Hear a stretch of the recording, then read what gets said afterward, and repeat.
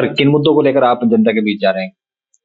दिल्ली में जो हालात मौजूदा सरकार ने बना दिए थे, वही मुद्दे हैं। पिछले 10 साल से वही मुद्दे थे कि रोड चाहिए लोगों को। पूरी दिल्ली को खोद के डाल दिया है पिछली सरकार ने।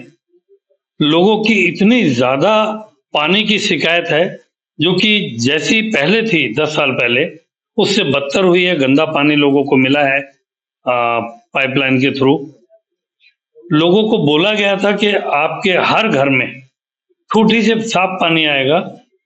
आज की डेट में भी बड़े शर्म की बात है, दिल्ली देश की राजधानी है, यहाँ पर टैंकरों से पानी पीना पड़ रहा है। और उसमें कितने केस होते हैं, कितनी मारपीट होती है। ये मुद्दा होना ही नहीं चाहिए था। पिछले 10 साल से ऊपर हो गए सरकार को लोगों ने बनाए हुए, और मेजोरिटी के नाम पर लोगों ने बम्पर वोट दिया।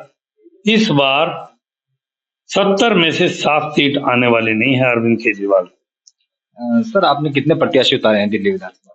हमने देखिए 30 लोगों को टिकट दिया था, जिसमें से करीब हमारे 20 लोग चुनाव लड़ रहे हैं।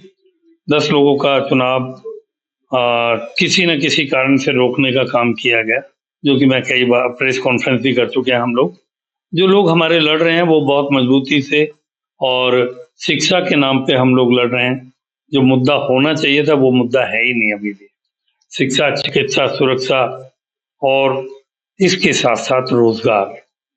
उससे बड़ी समस्या पोल्यूशन की। 3 साल के बच्चों को, दिल्ली के बच्चों को चश्मा लग रहा है पोल्यूशन की समस्या। दिल्ली को गर्मियों के टाइम में गैस का चैम्बर कहा जाने लगा है। तो ये जो चीजें थी, जो काम करने के थे, मौजूदा सरकार ने नहीं किए।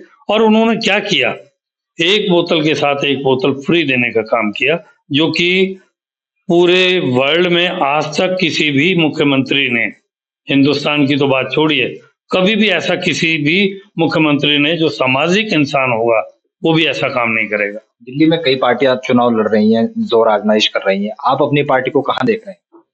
देखिए, आज अगर हम चुनाव की बात करें तो हम अपनी पार्टी को तीसरे नंबर की पार्टी मानते हैं, क्योंकि जितने कम टाइम में दिल्ली के लोगों ने एनसीपी को अपना तीसरा विकल्प माना है, उससे हमें लगने लगा है कि जनता विश्वास करती है और जनता चाहती है कि यहाँ पे विकल्प चाहिए।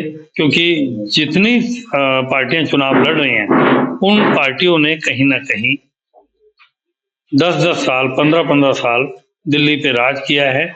दिल्ली के लोगों ने उनकी सरकार बनाई है, लेकिन उन सरकारों ने अपने हिस्से की ईमानदारी नहीं निभाई, इसीलिए सभी की बुरी हालत है।